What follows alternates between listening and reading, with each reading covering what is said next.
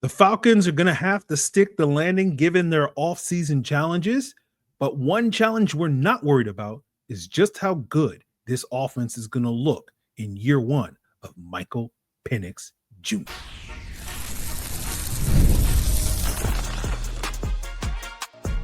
You are Locked On Falcons, your daily Atlanta Falcons podcast. Part of the Locked On Podcast Network, your team every day. Welcome back, everyone, to another illustrious episode of the Locked On Falcons podcast, your daily Atlanta Falcons podcast, part of Locked On Sports Atlanta. And if you don't know me, I'm your very humble host, Aaron Freeman, a.k.a. Mr. Drew, a.k.a. Sirius Black, a.k.a. the Jolly Green Giant, a.k.a. the Iron That Sharpens the Iron, a.k.a. Mr. Knowles, a.k.a. Mr. a.k.a. And I've been covering the Atlanta Falcons for a very long time, formerly at falcfans.com, RIP, still going strong on this illustrious podcast. And I thank each and every one of you that goes strong with me as everydayers. And all you have to do to become an everydayer is subscribe on YouTube or wherever you listen to podcasts to get the latest episode as soon as it is available. So today's episode, we are talking about the mini offseason, the challenges ahead of the Falcons, exploring the challenge of upgrading the team's pass rush, the challenges of potentially replacing players like Kyle Pitts and Drew Dalman on offense. But we'll start with the challenge that is most easiest for this team to overcome this offseason in this season, which is getting more out of this offense in year one of Michael Penix Jr. as the Falcons' new starting quarterback. And that means we have to talk about Zac Robinson. And hey, guys, we're turning the page here when it comes to Zac Robinson. Right, we spent the last 2-3 months talking trash about Zac Robinson and all the things that he didn't do in 2024. But now, for the next 6 months and counting, we're going to talk about all the things he will do in 2025. Now, those conversations are basically the same conversation because all the things he didn't do, he's going to have to do. But it's basically the difference of looking at the glass half full versus looking at the glass half empty. Right now, that's what we're going to approach Zac Robinson. Doesn't mean that we'll have that sort of positive spin when it comes to other topics and issues facing the Falcons this offseason. But at least when it comes to Zac Robinson, we will definitely look at it from a glass half full situation. And there's 3 things that Zac Robinson basically needs to do and will wind up doing this year. It's increasing the Falcons' play action passing attack. It's diversifying the run game, and it's marrying that run game to that play action passing attack. And when we talk about the play action, we talked about this back in January where the Falcons were essentially 32nd in the NFL, dead last in the NFL in play action usage, dead last in the NFL in play action effectiveness. And basically, it's really hard to be a good offense in today's NFL and beat good teams when you don't utilize play action, right? 12 out of the 14 playoff teams were essentially top 15 in this past season in play action effectiveness, right? The 2 exceptions were Kansas City and the Pittsburgh Steelers. And, you know, the Chiefs were the exception because they have Patrick Mahomes, and the Steelers were the exception because they have that defense. And, you know, as good as we think Michael Penix is going to be, we do not expect him to be Patrick Mahomes. And as much as we hope the Falcons defense will make improvements, we do not expect them to be on the same level as that Pittsburgh Steelers defense. And so, you know, even in situations where teams didn't necessarily use a ton of play action, they were still effective. The Bucs are a great example of that. They were 24th in usage, but like 6th or 7th in overall effectiveness, right? And that's why Liam Cohen is now in Duval as the new head coach, while Zac Robinson got no interviews for a head coaching position. Also want to note that 7 of the bottom 10 teams in terms of play action effectiveness, those guys, those offensive coordinators, those play callers got fired this past offseason. So something to keep an eye when you clear discrepancy between successful teams that use play action and unsuccessful teams that don't use play action. Now, when it comes to diversifying the run game, you know, we've used the simple baseball analogy. It's basically you got to have more than one pitch, right? Because if someone can hit your fastball, you got nothing else, right? And I think that's a part of the reason why the Falcons offense this past year struggled against quality defenses. Right, they couldn't run the ball effectively because they had one pitch, relying on that outside zone run scheme. Right, you look at the Falcons this past year against playoff teams. The Falcons average 108 yards rushing per game. Seems like a decent number, right? You look at them against non-playoff teams; they average over 155 yards per game. Now, difference between 155 rushing yards per game would be the 3rd best rushing team in the NFL. 108 yards rushing per game would be the 21st ranked rushing team in the NFL. So clearly the issue is it's harder to execute against better competition if they already know what's coming. And, you know, you look at the Falcons' success running against the Eagles early in the season. The Eagles adjusted after struggling against the Packers in week 1 and the Falcons in week 2. And basically the only team that was able to successfully run the ball against them that season later that year was Baltimore. And we know why, for Lamar and Derrick Henry. Good luck stopping those guys. It doesn't matter who you got on the team. Good luck stopping those guys. But, basically what I'm arguing is that if the Falcons had played the Eagles probably in a month later than they did rather than in September, we'd probably be talking about a 7-10 season as opposed to an 8-9 season. So the Falcons need to find more pitches if they're going to compete against high quality opponents. They can't just rely on, hey, good teams like the Eagles didn't make the adjustments as they did early in the season. Now, when it comes to marrying that play action passing to the run game, that's something that the McVay and Shanahan proteges do. Taking that diverse run game, marrying it to your play action passing game. And to me, again, that's another reason why the Falcons defense often struggled against quality defenses, because nobody was fooled by their run concepts looking the same as their play action concepts. And you got to bridge those two things together. And if you can, you now have that triple threat, the play action, the diverse run game, and those two things being married together. And that's going to be the thing that fuels the Falcons' offensive success this year, because we know if this team is going to end their 7-year playoff drought, it's going to be driven by this team's offensive success under, the Lisan Al-Gaib, the savior of this franchise, Michael Penix Jr., right? If Michael Penix is the savior, then Zac Robinson is essentially John the Baptist, right? And Zach the Baptist is what we might be referring to him as. So we will see this happen in 2025. We are 100% certain this will happen, because if it doesn't happen, people are going to get fired. But, whether you want to say it is known, it is written, this is the way, this is the path that the Falcons will be taking on offense. So we have, turned the page here on the Locked On Falcons podcast. Zac Robinson, we are now fans of Zac Robinson rather than Zac Robinson's biggest critics, at least for the next 6 months. And then we see what happens in September, and then we'll decide whether or not we're going to continue down this path or not. But, that level of certainty that we have for the impending success of the Falcons offense, we do not have that same level when it comes to looking ahead to the Falcons defense. It's a lot of uncertainty, right? As much as I would love to have the same confidence that Jeff Ulbrich is going to point us the way as I do with Zac Robinson, I don't at this current time. And as we gear up for the beginning of the offseason that begins next week, right? We ask the big questions. Can they solve the problems on this defense this offseason? Mainly looking at the pass rush, and we'll break down how it's going to take not only investing resources in the draft to do that, but also in free agency as we continue today's Locked On Falcons. So when the game tips off, the NBA action is just getting started, and there's no better place to get in on that action than with FanDuel, America's #1 sportsbook, because with FanDuel, you can place live bets throughout the game. So even if you miss the opening tip-off, or you just want to catch up for that fourth quarter comeback, you can stay in the action. And if you're looking for a bigger payout, you can even combine your live bets into a same game parlay. We love the same game parlay. Right? FanDuel's going to help you with their tools to help you build a parlay, whether you want to bet on over, under points, rebounds, steals, assists, whatever it is in the same game, who's going to be ahead at the end of the first quarter, who's going to be ahead at halftime. All that and more is available for you at FanDuel.com. And again, you can combine those bets, bet a little, win a lot with that same game parlay. And so if you want to take advantage of these great offers over at FanDuel, all you got to do is head over to FanDuel.com, and new FanDuel customers can get $150 in bonus bets if your first $5 bet wins. Just visit FanDuel.com to join today. That's FanDuel.com for your shot at $150 in bonus bets. Make every moment more with FanDuel, the official sports betting partner of the NBA.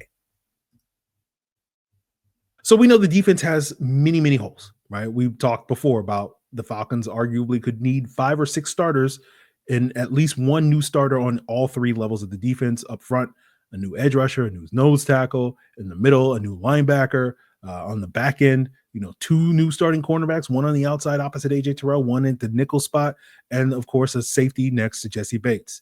And so the question I have at this point in time that I don't know the answer, that's why I'm a lot more uncertain about this defense, is how aggressive are the Falcons going to be addressing those holes in free agency? Now, if the Falcons take the same approach that they took 2 years ago in 2023, that was a very aggressive approach. And it's a big reason why I was so much more optimistic about the direction the team was headed in that offseason, because for once, for the very first time in a very long time, the Falcons were not being complacent about addressing those issues. But it's going to be hard to take that same, or maybe it's not going to be that hard, but it's going to be a little bit harder because they don't have as much cap space today as they do now. And, you're going to need free agency to come through with you because you only have 5 draft picks as things stand today. Now, hopefully they will add more draft picks. But even if they do wind up adding more of those draft picks, particularly in the middle rounds and rounds 3, 4, or whatever, can you truly trust those guys to be day one starters to fill so many of these holes? So we have a lot of questions about this Falcons defense, especially up front, which understandably is going to be the focus of this offseason due to somewhat the opportunity cost that the Falcons enacted when they drafted Michael Penix instead of the pass rusher last year, right? And so this year they're going to be able to get a do-over with that number 1 pick, not suggesting that they want to not pick Michael Penix, not relitigating that pick, but you're essentially taking the player this year that you didn't take last year, right? And so you're behind the 8 ball in that sense. And we know that opportunity cost contributed, let's say, to the Falcons having one of the worst pass rushes in the NFL. They finished 31st in the NFL last year with 31 sacks. And the reality of the situation is heading into this offseason, a large percentage of those sacks are going to be walking out the door.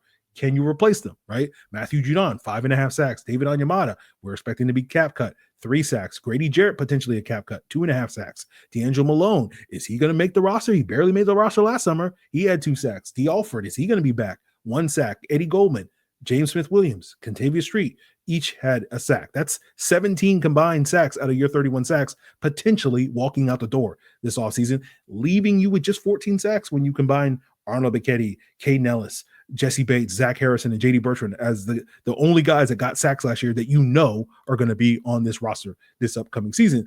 And so if the goal for you, as the goal should be, is to get to 40 sacks, right? You're going to potentially need to add up to 26 sacks this offseason to go from the 14 sacks that are here to the 40 sacks that you hope are here, right?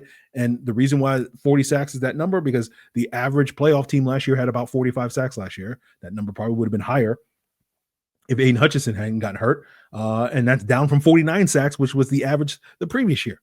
So, that 40 sack threshold is basically what we're talking about for a quote unquote playoff caliber team in defense. And so, even if you're saying, okay, Grady Jarrett and D'Angelo Malone are coming back, okay, you brought back, let's say 5 sacks, right? You're getting Braylon Trice back. That chips away, at a couple of those sacks. And then maybe you're down to 20 sacks that you need to add instead of 26.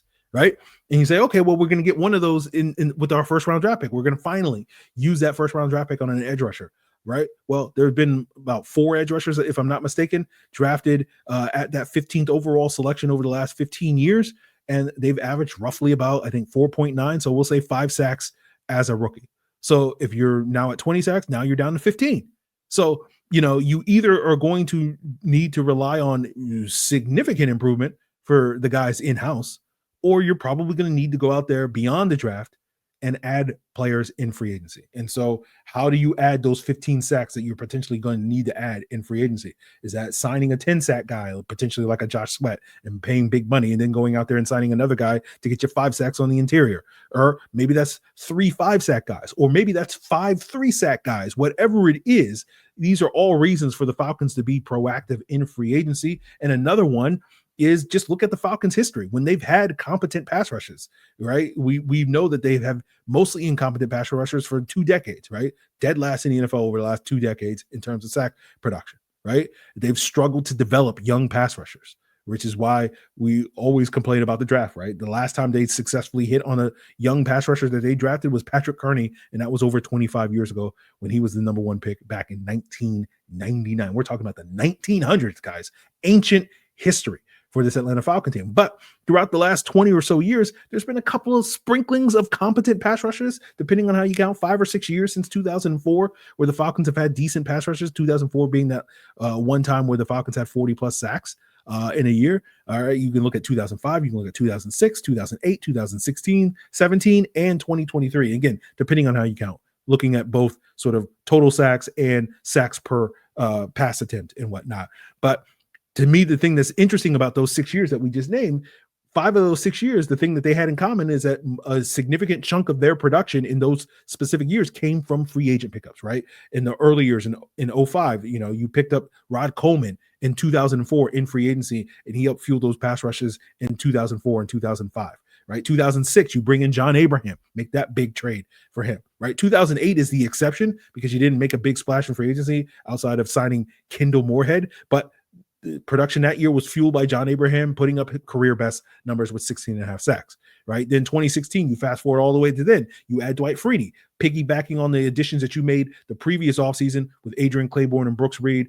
Throw Derek Shelby in there as well. 2017, you bring in Dante Ripo and Jack Crawford. 2023, we saw this team invest a lot in Calais Campbell and Bud Dupree and Caden Ellis and David Onyemata. And so, this team's inability to develop talent for the last 20 years, again, we're hoping that changes in the future, but we're not there yet. It's the present right now. And their ability to develop talent 5 years from now, we're hoping, hey, it's Patrick Kearney and whoever the Falcons take in number 1 overall in this year's draft. But again, that's 5 years from now. That's not day one instant. This guy's going to be a generational pass rusher right away. Again, we would like to dream. We hope we dream, but unlikely to be. And so because of the team's inability to develop talent, they have to rely on supplementing that in free agency.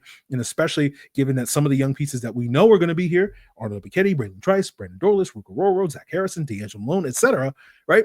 How many of those guys can you count on to be difference makers this year? Like, we can sit here and we can say we know Arnold Bichetti is going to give you 6 sacks because he's done that the last 2 years, but can he give you more? Like, you kind of need him to if this pass rush is going to make strides that you want them to make. We'll see. So Terry Nim got to figure out some things in the next week or two, right?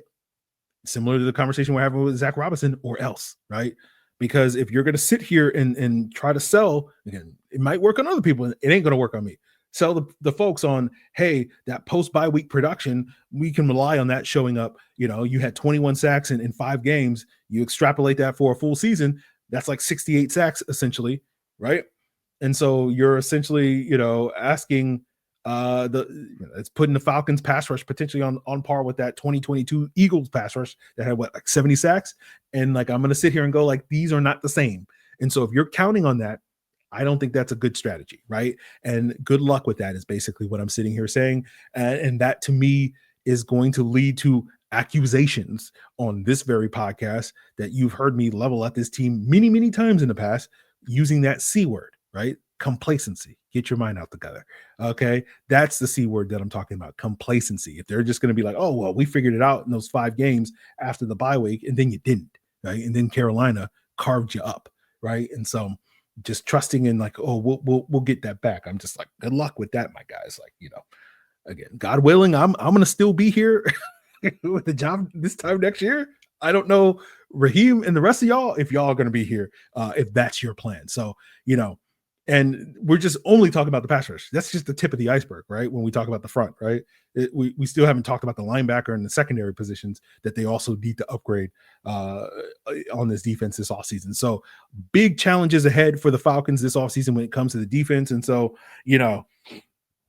we have all our hopes and dreams in Zac Robinson, right? On the offensive side of the ball, it's like no saviors, no lanterns, no Kryptonians walking through that door when it comes to saving this Falcons defense, or at least hopefully we'll get some of those guys coming in the next week or two, in the next month or two, or whatnot. But that's going to be a challenge the Falcons are going to have to overcome. But Zac Robinson, we're talking about all the things he's going to do on offense. There are going to be some challenges that he potentially may have to overcome this offseason, to fill some voids if, say, Kyle Pitts and Drew Dalman depart this offseason, and we'll break that down as we wrap up today's Locked On Falcons.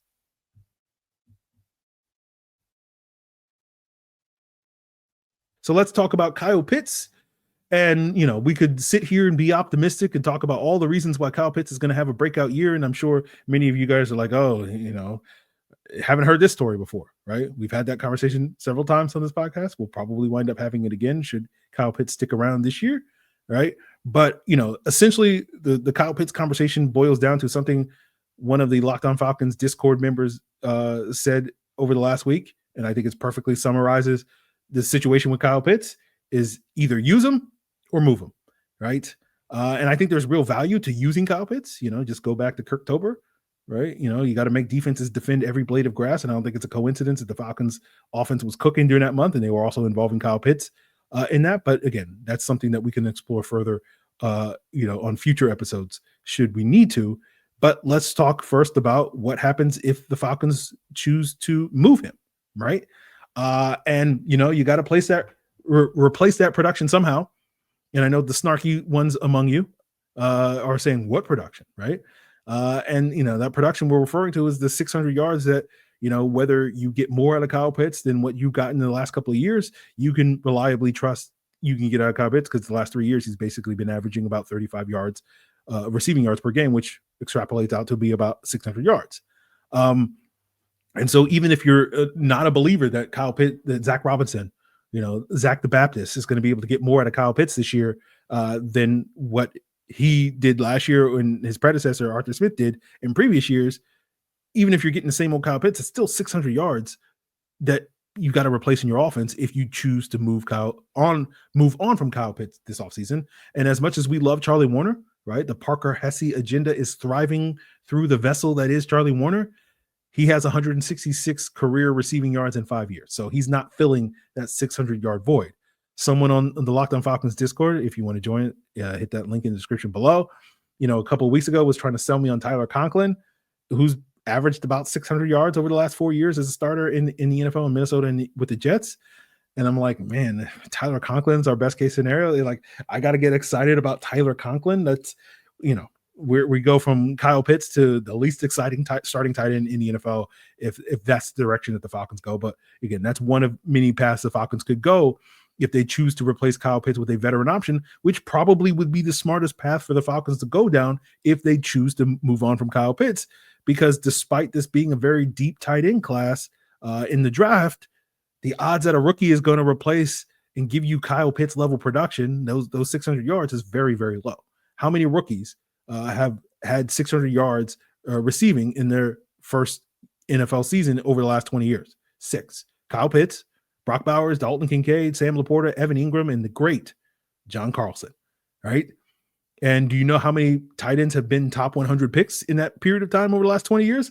Over 100. So we're literally talking about a 95% chance that if the Falcons use a top 100 pick on a tight end in this upcoming draft, that they're going to take a step back in terms of production in the receiving game this year. All right. And, again, what picks are they going to use, right? Essentially, if you trade Kyle Pitts for a top 100 pick or a mid-round pick or whatever you think Kyle Pitts' value is, not here to debate that today, it's almost certainty that you're going to have to turn around and use that pick that you acquired for Kyle Pitts to replace him.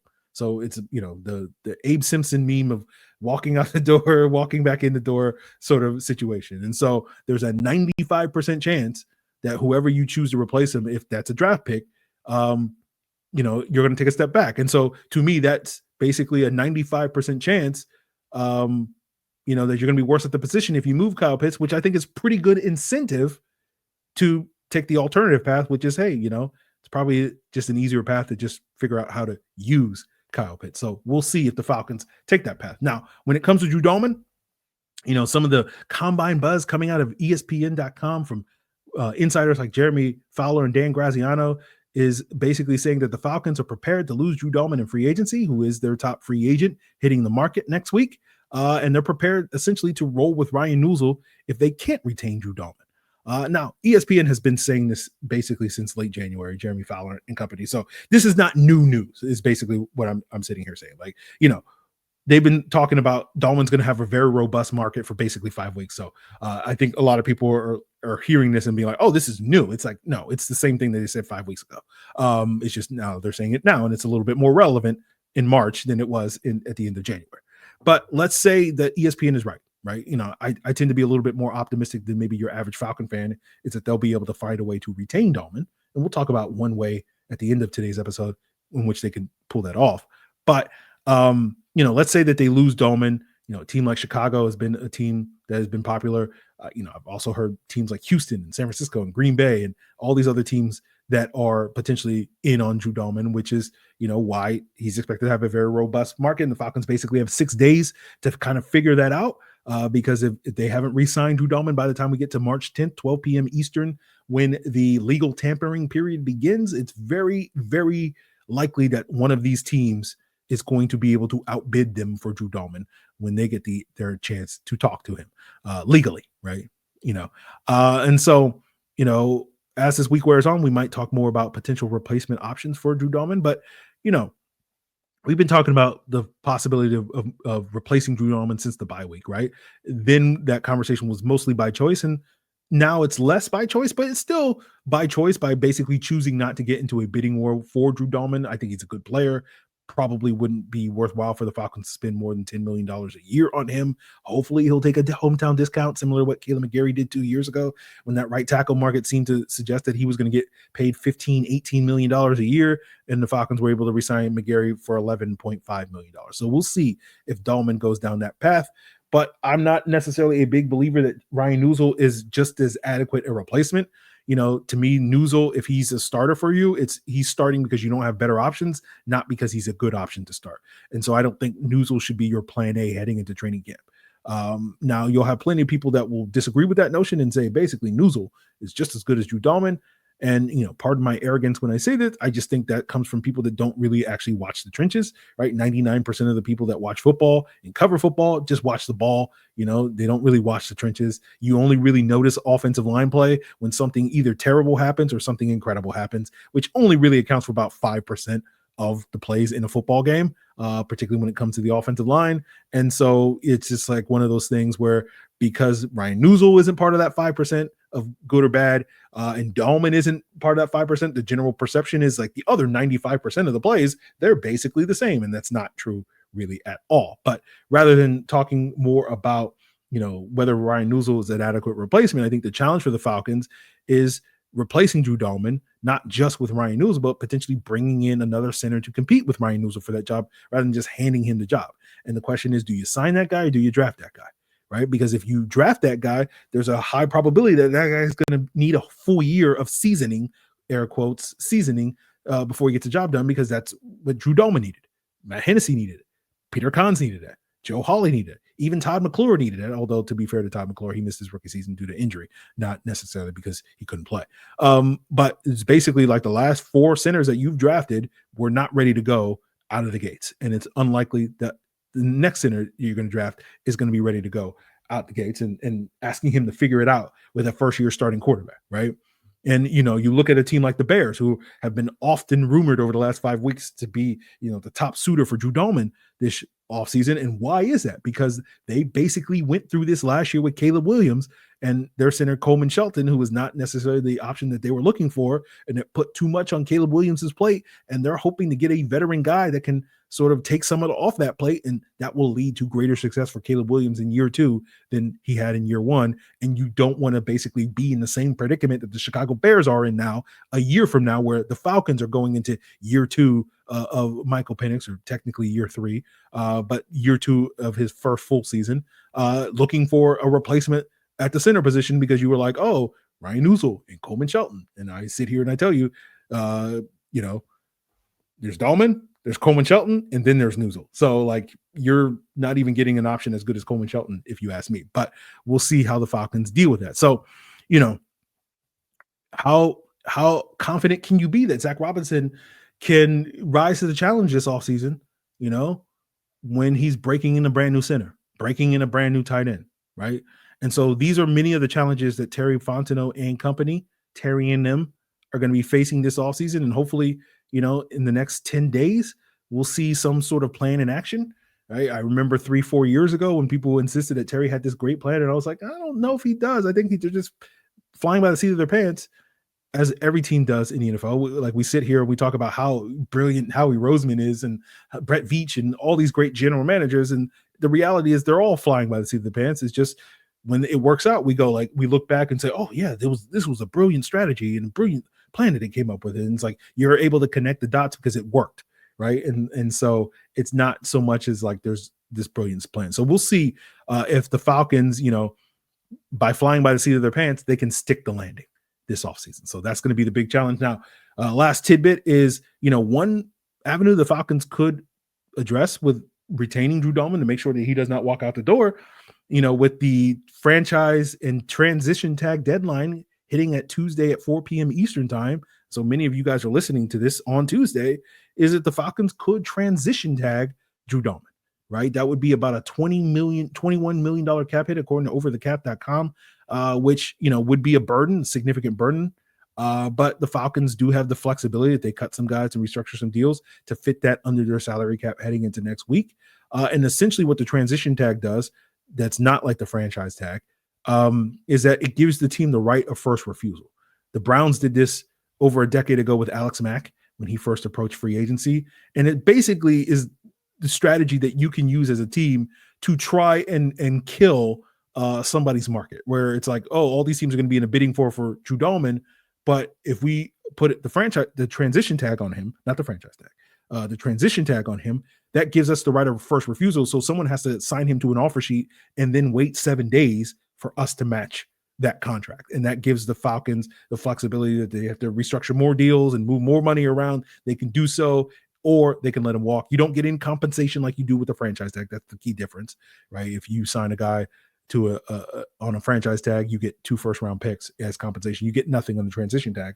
But this would be one strategy that the Falcons could approach to make sure that Drew Dalman, to increase the odds that Drew Dalman does not, it's not guaranteed. They increase the odds that Drew Dalman does not walk out the door by using the transition tag. Now, I say that as an option. It's probably not going to happen. I would be highly skeptical that the Falcons would do that at this point in time, but it is one option that the Falcons could use to make sure that they retain Drew Dalman if they feel like, he's worth $21 million. Now, that would probably indicate, though, that you would have to then pay him like one of the highest paid centers in the NFL in order to justify that move, rather than just doing so just to tank his contract. You would then have to come correct on the negotiations, or else he would just basically like, no, I'm not signing that long-term contract. So that's the sort of pros and cons of doing that. So the pro is transition tag him, you keep him. Con is, you're going to have to pay more in order to keep him beyond this year. But we'll see. We'll see on that front. So that is one path the Falcons could take. I don't think they will take that path, but it's at least a topic worth broaching because, in the next, as I'm sitting here recording, less than 24 hours between that franchise tag deadline, that is an option for the Falcons. So we will see if the Falcons, if that's the topic we're talking about on tomorrow's episode, or we're talking about some of the potential free agent options that the Falcons could be targeting at some of these areas of need, both on offense and defense. So that is in store for you. Continue to make Locked On Falcons your first listen. Follow us on YouTube or wherever you listen to podcasts. And for your second listen, check out the Locked On NFL Draft podcast, where Keith Sanchez, Damian Parson are giving you the lowdown on who made money at the Combine and who lost money at the Combine. It's all part of Locked On Podcast Network, your team every day.